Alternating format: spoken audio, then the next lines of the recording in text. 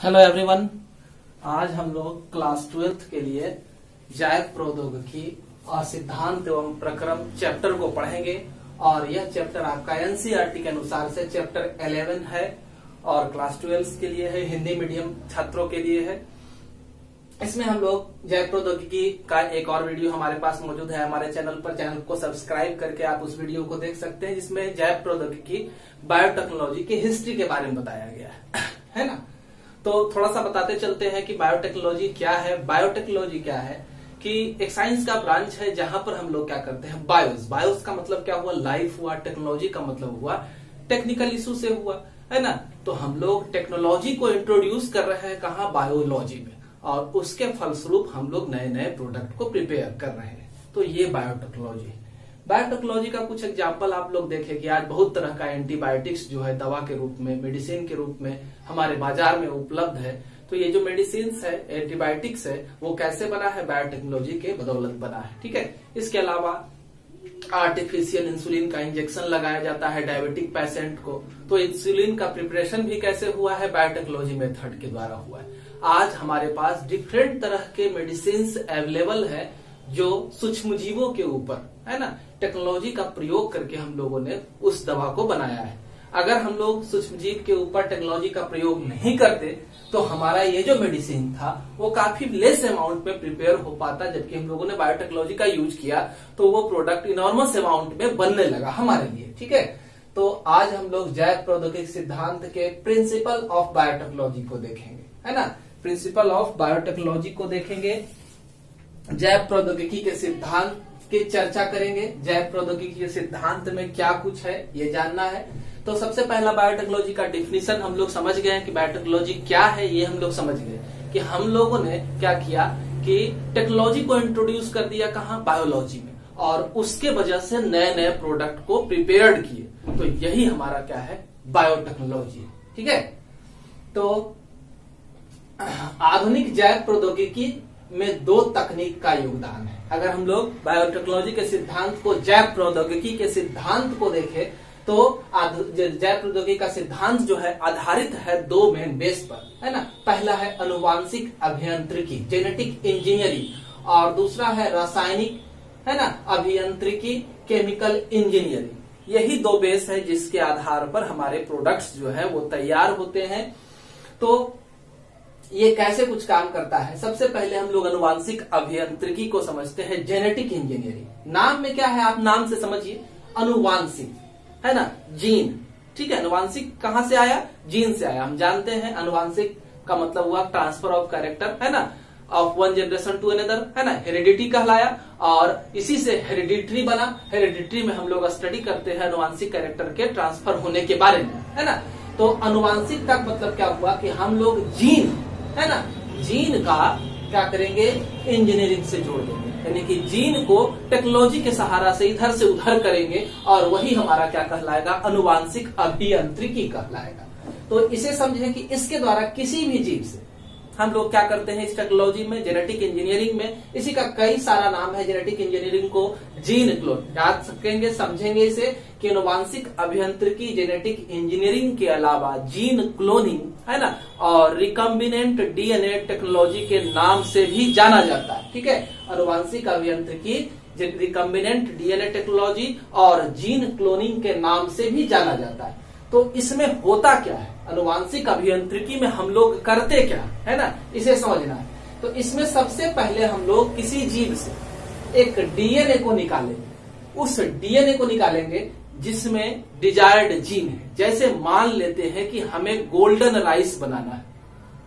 यह एक ऐसा राइस का वैरायटी है जिसमें विटामिन ए लार्ज अमाउंट में पाया जाता है। अब हम लोग ने क्या किया, जनरली नेचुरली जो है वो राइस में विटामिन ए नहीं पाया जाता है। हम लोग वहां पर क्या करेंगे, किसी ऑर्गेनिज्म के डीएनए को सेलेक्ट करेंगे जो उस जीन को रखता है जो विटामिन ए का सिंथेसिस कर सकता है। ठीक है। हम लोग किसी ऑर्गेनिज्म के उस जीन को सर्च करेंगे, उसके डीएनए में उस जीन को सर्च करेंगे कि कौन सा जीन इस ऑर्गेनिज्म के अंदर, इस प्लांट के अंदर, या जो भी ऑर्गेनिज्म है, एनिमल या प्लांट, उसके अंदर कौन सा जीन विटामिन ए का सिंथेसिस करता है। अब हम लोग उस डीएनए को या उस डिजायर्ड जीन को निकाल लेंगे, है ना, और किसी दूसरे जीव के साथ, जीव के किसके साथ जोड़ेंगे? डीएनए के साथ ही जोड़ेंगे, है ना, दूसरे जीव के डीएनए के साथ जोड़ देंगे। और इस वजह से जो वह जीव था, यानी कि हमारा जो राइस का प्लांट था, उसमें हम लोगों ने विटामिन ए वाला जीन को इंट्रोड्यूस कर दिया। तो अब क्या होगा? अब ये राइस का प्लांट जो है विटामिन ए का सिंथेसिस करने लगेगा, है ना। तो अब क्या हो जाएगा कि इसके फिनोटाइप में चेंजिंग आ गया, है ना। जब जीन में चेंजिंग आएगा, जब इंटरनल कैरेक्टर में चेंजिंग होगा, तो एक्सटर्नल कैरेक्टर जो बाह्य कैरेक्टर है, जो प्रकट होने वाले कैरेक्टर है, फिनोटाइप उसी को कहते हैं जो बाहर से दिखते हैं, तो उस लक्षण में भी क्या कर देगा? परिवर्तन ला देगा, है ना। यानी कि अब ये राइस विटामिन ए का सिंथेसिस करने लगेगा। इतना आसान तो नहीं है ना। तो सबसे पहले इस डीएनए को पहचानना, अब ये पता लगाना कि राइस का प्लांट का कौन सा डीएनए इस जीन को एक्सेप्ट करेगा, वहीं पर इसको जोड़ना है ना। तो ये सारी प्रक्रिया को हम लोग यहाँ समझेंगे, विस्तार से एक एक करके देखते जाएंगे, ठीक है। तो हम लोगों ने यहाँ लिखा कि इस प्रोसेस को, जेनेटिक इंजीनियरिंग को ही क्या कहा जाता है? रिकम्बिनेंट डीएनए टेक्नोलॉजी कहा जाता है। आप पूछेंगे कि इसे रिकम्बिनेंट डीएनए टेक्नोलॉजी क्यों कहिएगा? इसलिए कहेंगे कि रिकम्बिनेंट वर्ड जो है वो रिकम्बिनेशन से आया है, माने पुनर्योजन, है ना, फिर से जोड़ने की प्रक्रिया। तो हम लोग क्या कर रहे हैं? यहां से किसी जीव से डीएनए को निकाले और फिर दूसरे जीव में क्या कर दिए? इस डीएनए को ऐड कर दिए, तो रिकम्बाइन हुआ। दो डीएनए आपस में क्या किए? रिकम्बाइन किए, है ना। और डीएनए रिकम्बाइन कर रहे हैं, इसलिए इसको रिकम्बिनेंट डीएनए कहा जाएगा। ये जो डीएनए बनेगा वो कैसा होगा? रिकम्बिनेंट डीएनए होगा, और इस पूरे प्रोसेस को रिकम्बिनेंट डीएनए टेक्नोलॉजी कहा जाएगा। क्लियर? अब देखें कि जीव जिसमें जीन स्थापित किया जाता है, अभी हम लोग क्या किए थे? राइस के अंदर हम लोग विटामिन ए को ऐड किए थे। एक एग्जाम्पल लेके चल रहे हैं। तो विटामिन ए को जब ऐड किए थे राइस के अंदर, तो ये जो नया हमारा प्लांट बना, यह जीएमओ कहलाएगा। ये प्लांट या जो भी ऑर्गेनिज्म को हम लोग प्रिपेयर करेंगे, तो एक एग्जाम्पल है। इस तरह से बहुत सारे एनिमल को भी हम लोग क्या कर सकते हैं? प्रिपेयर कर सकते हैं। तो यहाँ पर जो ऑर्गेनिज्म बनेगा उसे क्या कहा जाएगा? जीएमओ कहा जाएगा। जीएमओ का मतलब क्या हुआ? जेनेटिकली मॉडिफाइड ऑर्गेनिज्म, है ना। इसे क्या कहा जाएगा? Genetically modified organism. जेनेटिकली, आनुवांशिक रूप से, है ना, मॉडिफाइड, परिवर्तित ऑर्गेनिज्म, जीव, आनुवांशिक रूप से परिवर्तित जीव इसे कहा जाएगा। या इसे क्या कह सकते हैं? ट्रांसजेनिक ऑर्गेनिज्म, है ना। इस तरह के जीव को क्या कहा जाएगा? ट्रांसजेनिक ऑर्गेनिज्म कहा जाएगा, ट्रांसजेनिक जीव कहा जाएगा, ठीक है। एक तो गोल्डन राइस वाला लेके चले थे। अब दूसरा एग्जाम्पल यहाँ देखे लिखे हैं कि जैसे हम लोग इंसुलिन के बारे में जानते हैं। इंसुलिन अभी बताए कि हमारे पास क्या है? आर्टिफिशियल इंसुलिन मौजूद है। ऐसे हमारे बॉडी के अंदर पैंक्रियाज एक ग्लैंड है ना, जो एक्सोक्राइन और एंडोक्राइन दोनों नेचर का होता है। और इसका एक एंडोक्राइन पार्ट जो होता है, आइलैट्स ऑफ लैंगरहैंस, वो आइलैट्स ऑफ लैंगरहैंस के पास बीटा सेल होता है, और ये बीटा सेल क्या करता है? इंसुलिन का सिंथेसिस करता है, ठीक है। तो अगर आदमी के अंदर ये बीटा सेल इनएक्टिव हो जाते हैं, तो इंसुलिन का सिंथेसिस रुक जाता है, स्टॉप हो जाता है, ठीक है। उस कंडीशन में हम लोगों ने क्या किया कि डायबिटिक पेशेंट को इंसुलिन के सहारे बढ़ाने, उसके लाइफ स्पैन को बढ़ाने के लिए इंसुलिन को ई कोलाई में स्थानांतरित कर दिया। इंसुलिन वाले जीन को, इंसुलिन का मतलब क्या? इंसुलिन का जो नेचर है, इंसुलिन का जो पॉलीपेप्टाइड चेन है, हम लोग पिछले क्लास में, पिछले चैप्टर में पढ़ चुके हैं कि इंसुलिन में 2 पॉलीपेप्टाइड चेन होता है। तो ये इंसुलिन को हम लोग क्या करेंगे? ई कोलाई में ट्रांसफर कर देंगे। इंसुलिन के पॉलीपेप्टाइड चेन को, यानी कि डीएनए को हम लोग क्या करेंगे? ई कोलाई में स्थानांतरित कर देंगे, ठीक है। अब ये ई कोलाई क्या करेगा? लार्ज अमाउंट में इंसुलिन का प्रोडक्शन करेगा। यही प्रोसेस क्या कहलाता है? रिकम्बिनेंट डीएनए टेक्नोलॉजी कहलाता है। अब बात उठती है कि ये ई कोलाई आखिर किस तरह से इंसुलिन के जीन को एक्सेप्ट कर लिया, ग्रहण कर लिया, और ग्रहण करने के बाद कैसे उसने क्या किया? अपने नेचर को भूल गया। यह ई कोलाई जब इसके अंदर इंसुलिन जीन का ट्रांसप्लांटेशन हुआ, तो जिसके वजह से यह क्या किया? अपने नेचर को भूल गया, और इसने क्या किया? इंसुलिन का प्रोडक्शन शुरू कर दिया। तो आखिर इसने यह ऐसा कैसे किया? तो यहां हम लोग इसके बारे में पूरा समझेंगे। अभी पहले इसे देखते हैं इस तरह से इंसुलिन का लार्ज अमाउंट में ये क्या कर दिया, प्रोडक्शन कर दिया। ठीक है, अब आप चाहते हैं कि एक जीएमओ बनाए या इसी तरह से इकोलाई एक जीएमओ इकोलाई का फॉर्मेशन करें, जेनेटिकली मॉडिफाइड इकोलाई का फॉर्मेशन करें जो इंसुलिन के प्रोडक्शन में कैपेबल हो, है ना, लार्ज अमाउंट में इंसुलिन का क्या कर सके, फॉर्मेशन कर सके।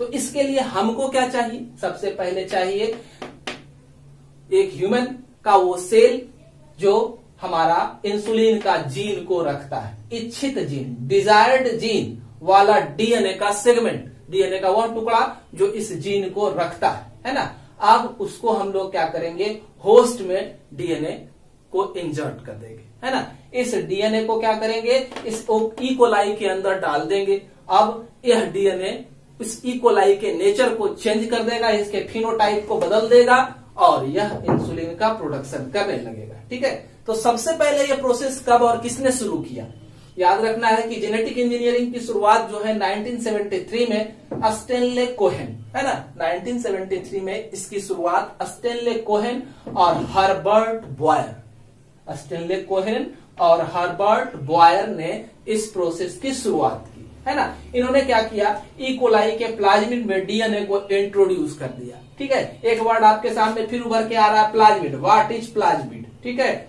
सारा सॉल्यूशन है, इंट्रोड्यूस कर दिया और तब इसके द्वारा उन्होंने क्या बनाया, नए डीएनए को बनाया। अब प्लाज्मिड का मतलब यह समझे कि किसी भी ऑर्गेनिज्म के अंदर extra chromosomal genetic material, extra chromosomal genetic material जो होता है उसी को प्लाज्मिड कहा जाता है। जैसे कुछ यूकैरियोट्स बैक्टीरिया, जैसे इकोलाई, एस्चेरिचिया कोलाई बैक्टीरिया है, इसमें इनके जेनेटिक डीएनए के अलावा कुछ और एक्स्ट्रा क्रोमोजोमल जो न्यूक्लियस में, या कह सकते हैं न्यूक्लियस के आसपास थोड़ा सा हटके, है ना, थोड़ा सा सर्कुलर डीएनए प्रेजेंट होता है, सर्कुलर डीएनए प्रेजेंट होता है। इसी सर्कुलर डीएनए को प्लाज्मिड कहा जाता है ना। इसी सर्कुलर डीएनए को क्या कहा जाता है, प्लाज्मिड कहा जाता है। एक्स्ट्रा क्रोमोजोमल जेनेटिक मटेरियल है ये, है ना। बस उसके बाद आगे हम लोग देखते हैं केमिकल इंजीनियरिंग। दूसरा हमारा था रासायनिक अभियंत्रिकी। तो रासायनिक अभियंत्रिकी में अभी हम लोगों ने क्या किया कि डीएनए को जोड़ा, है ना, डीएनए को बाहरी फॉरेन डीएनए को जोड़ दिया प्लाज्मिड के पास, फिर एक नया सिंथेसिस किया। तो इसमें क्या करना है, हमको ये पूरे जेनेटिक इंजीनियरिंग को कंप्लीट करने के लिए, जेनेटिक इंजीनियरिंग को कंप्लीट करने के लिए हमारे पास हमारा जो इंस्ट्रूमेंट है, हमारा जो प्रयोगशाला है, लेबोरेटरी है, उस जगह में, प्रक्रम में रोगाणु रहित फ्री माइक्रोबियल कंटामिनेशन वातावरण बनाना है। यहाँ पर ऐसा इन्वायरमेंट क्रिएट करना है। केमिकल इंजीनियरिंग के तहत हम लोगों को क्या करना है, तो केमिकल इंजीनियरिंग के तहत हम लोगों को ऐसा इन्वायरमेंट तैयार करना है जहां पर किसी भी तरह का माइक्रोबियल कंटामिनेशन नहीं हो, दूसरे माइक्रो ऑर्गेनिज्म की एंट्री नहीं हो जो कि हमारे एक्सपेरिमेंट को अफेक्टेड कर दे, है ना। अगर दूसरा माइक्रो ऑर्गेनिज्म यहाँ प्रेजेंट रहेगा तो हमारा जो एक्सपेरिमेंट है वो क्या हो जाएगा, गड़बड़ हो जाएगा, क्योंकि उनका इंटरफेरेंस इसमें हो जाएगा। ठीक है, तो हम लोग सबसे पहला ऐसा वातावरण बनाएंगे और डिजायर्ड सूक्ष्मजीव, वांछित सूक्ष्मजीव को, है ना, जैसे अभी यहाँ इकोलाई लिए थे, तो वांछित सूक्ष्मजीव को डेवलप कराएंगे। अभी हम लोग पहले इसको तैयार किए और फिर इसको डेवलप कहाँ करेगा। अभी हम लोगों ने क्या किया कि इस डीएनए को लिया, अभी राइस प्लांट के जीन के साथ जोड़ रहे थे, तो इसको मैनिपुलेट कहाँ कराएंगे, लार्ज अमाउंट में बनाएंगे कहाँ, तो इसके लिए भी हमको एक सेल का ही जरूरत पड़ेगा जहां पर ये लार्ज अमाउंट में बने, है ना। तो यूकैरियोटिक सेल में ही इसको हम लोग क्या कराते हैं, वृद्धि कराते हैं ज्यादा मात्रा में, है ना, और तब ये हमारा केमिकल इंजीनियरिंग कहलाता है। यानी कि केमिकल इंजीनियरिंग के तहत हम लोग केमिस्ट्री को मेंटेन करेंगे, जेनेटिक इंजीनियरिंग, बायोलॉजी को पूरी तरह से कंप्लीट कराने के लिए, यानी कि एक रिकम्बिनेंट डीएनए बनाने के लिए हमारे पास एक सुटेबल इन्वायरमेंट हो, यानी कि केमिकली हम एक इन्वायरमेंट को तैयार करेंगे और यह केमिकली तैयार इन्वायरमेंट जो है वो केमिकल इंजीनियरिंग के तहत आएगा। ठीक है, बात समझ में आ रहा है? कोई समस्या होगा तो कमेंट बॉक्स में कमेंट करेंगे, है ना। चैनल को सब्सक्राइब करेंगे और नोटिफिकेशन पाने के लिए नए नए वीडियो का, और साथ में हमारे वीडियो पसंद आए तो उसे लाइक जरूर करेंगे। उसके बाद वृद्धि कराएंगे, अधिकांश मात्रा में हम लोग क्या करेंगे, प्रोडक्ट को बनाएंगे। तो इस तरह से हम लोगों ने आनुवांशिक अभियांत्रिकी और केमिकल इंजीनियरिंग दोनों को हम लोगों ने देखा। ठीक है, अब हमारे genetic engineering, gene cloning, recombinant DNA technology के लिए है ना, हमारे पास क्या यंत्र होना चाहिए, कौन कौन सा टेक्निक होना चाहिए, इसके बारे में जानेंगे। जेनेटिक जीन क्लोनिंग में डीएनए के छोटे छोटे टुकड़ों में बांटा जाता है। सबसे पहले हम लोग जो डिजायर्ड स्पेसिमेन लिए, हम लोग जो डिजायर्ड स्पेसिमेन लिए हैं, है ना, जो डीएनए को लिए हैं, उसको क्या करना है, छोटे छोटे फ्रैगमेंट में तोड़ना है। और इस छोटे छोटे फ्रैगमेंट में तोड़ने की प्रक्रिया को हम लोग अभी समझेंगे।